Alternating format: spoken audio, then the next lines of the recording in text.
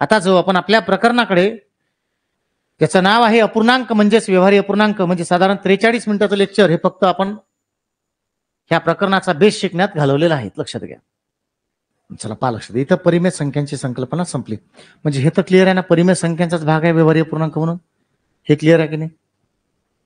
बोला ना. व्यवहारी अपूर्णांक हा परिमेय संख्यांचाच भाग आहे, हे क्लिअर आहे. थोडं अजून थोडंसं अनालिसिस तोंडी करू, लक्षात घ्या. परिमेय संख्यांच्या छेदामध्ये शून्य चालतो, शून्य सोडून सगळे चालते. एक चालते, दोन का नाही चालत? एक चालते की नाही चालत? आपल्या मनात काहीच नाही दुसरं. शून्य चालते का? शून्य सोडून सगळे, फक्त -7, -100, -200 असे आले तर ते चालत. असं तुम्ही काय कीर्तन करून आलो काय? ते कीर्तन काय होते की नाही होत? हो होते सर. होत नाही तर होत नाही, होते ना? हो होते. असं नाही, शून्य चालत नाही, बाकीचे चालतात. बरोबर आहे, क्लिअर आहे सर्वांना. त्यानंतर मला सांगा, ज्या ज्या छेदामध्ये शून्य शून्य आता येणारच नाहीत, सर्व समावेशक संकल्पना तयार करत असताना परिमेय संख्यांची संकल्पना जर अशी आहे की छेदात शून्य नसावा, तर मी जर असं म्हटलं की ज्या परिमेय संख्यांचा छेद शून्य नाही त्याला अपूर्णांक म्हणता येईल. काय हरकत आहे? ज्या परिमेय संख्यांचा छेद, ज्या परिमेय संख्यांचा छेद एक नाही असं म्हणायला पाहिजे, ज्या परिमेय संख्यांच्या छेदात एक नाही अशा सर्व परिमेय संख्या म्हणजे अपूर्णांक. काय गरज आहे पुस्तकाची भाषा शिकण्याची? आपल्याला ज्या लँग्वेज मध्ये पटते ती आपली लँग्वेज. कारण जगामध्ये पहिले लिखाण आलंच नाही, पहिले बोली भाषा आली. माहित नाही, मराठीमध्ये शिकाल तुम्ही. पहिले बोली भाषा आली, लिपी आली काय? नाही, लिपी म्हणजे लिखाण नाही आलं पहिले, पहिले आलं बोलणे. जगामध्ये पहिले बोलणं आलं, समजलं ना? मग लिखाण आलं, लक्षात घ्यायचं. बरोबर आहे ना? म्हणून पहिले हे लक्षात घ्या, आपल्याला जे समजेल आपली ते भाषा, समजलं ना? काय? परिमेय संख्या सर्व समावेशक आहे.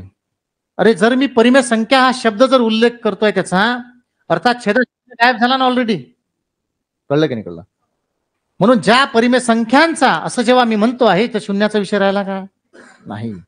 आणि म्हणून त्याच्यामध्ये करेक्शन करून आपल्याला पुढे जाता येईल की ज्या परिमेय संख्यांचा छेद हा एक सुद्धा नाही किंवा तो इतर आहे अशा सर्व संख्या म्हणजे काय? अपूर्णांक. आता लक्षात आलं? मग याला व्यवहारी अपूर्णांक का असं म्हणतात? कारण अपूर्णांकाचा वापर हा दैनंदिन जीवनामध्ये अगदी सकाळी उठल्यापासून तर झोपेपर्यंत बऱ्याचदा कळत न कळत होतो, समजलं ना? आत्ता वाजले 11:15 समजून घ्या, 5 मिनिटांना. तसं 11 वाजून 15 मिनिटं हे कमी म्हणू आपण, 11:15 म्हणतो ना सरळ सरळ. तिथून अर्ध्या तासानं 11:30 वाजेल तर आपण 11:30 नाही म्हणत, 11:30 म्हणतो. बोलताना एखाद्या वेळेस बोललो हा भाग वेगळा, पण सर्वसामान्यपणे निसर्गामध्ये कुठलाही व्यक्ती जेव्हा बोलतो तेव्हा तो 11:30 असंच म्हणेल ना. 11 वाजून 45 मिनिटं होत असताना 11:45चा उल्लेख 10 लोकांना विचारला तर तो 10तले 8 तरी लोक सांगतील 11:15 वाजले. करतायत ना? 12 वाजून 15 मिनिटं झाले तर 8 मधले 10 लोक तरी सांगतील, 10 मधले 8 तरी लोक सांगतील किंवा 100तले 80% तरी लोक सांगतील की 12:15 झाले आहेत म्हणून.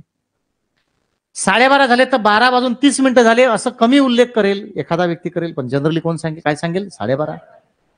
1 वाजायला 15 मिनिटं बाकी आहे तर 1:15 वाजला म्हणू. येता का लक्षात? 1 वाजून 30 झाले तर 1:30 वाजले असं म्हणू आपण. 1 वाजून 30 मिनिटाचा 1:30. 12:30 म्हटलं की नाही म्हटलं? मग 1:30 का नाही म्हणत?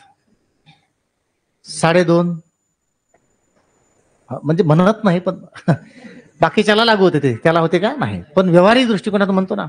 मग पाव, दीड, चौथा, 1/4, हिस्सा. चांगलं लक्ष द्या बरं. बघा, प्रकरण शिकताना तुमचं इंटेन्शन असं आतमध्ये जायचं, पूर्ण आंघोळ करून घ्यायची त्यानं. कळलं नाही का?